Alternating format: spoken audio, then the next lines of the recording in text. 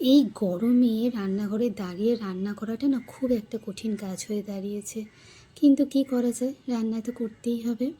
Hello everyone, আমি রিঙ্কু। আমার একটা নিউ অ্যান্ড ফ্রেশ ব্লগে তোমাদের ওয়েলকাম। মুগ, মুসুর আর বিউলির ডাল, এই তিনটে ডাল বাজার থেকে একসাথে কিনে নিয়ে এসে সেটাকে মিক্স করে রেখে দিয়েছি। মাঝে মাঝে এই তিনটে ডালকে একসাথেই রান্না করি, খেতে কিন্তু খুব ভালো লাগে। তবে যদিও এখন আমরা একটু হালকা পাতলাই খাই, কিন্তু ওই বাড়িতে মাঝে মাঝে এর ওর অনুষ্ঠান চলে আসে, তখন একটুখানি খাওয়া দাওয়াটা উল্টোপাল্টা হয়ে যায়।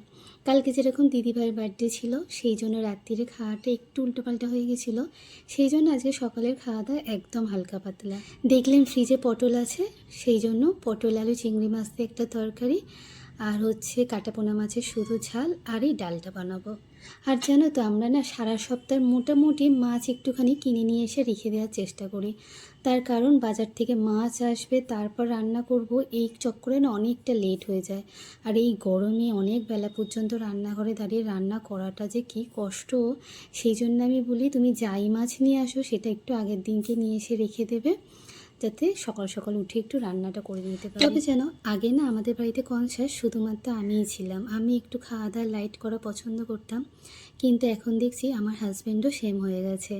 আসলে ওর তো ওয়েটটা অনেকটা বেড়েছে, সেই জন্য ও এখন নিজেকে একটু কন্ট্রোল করছে। আর সকালবেলা রান্না বান্না সেরে রান্নাঘর যতক্ষণ না পরিষ্কার হচ্ছে, ততক্ষণ মনে হয় যে একটা মস্ত বড় কাজ পড়ে আছে।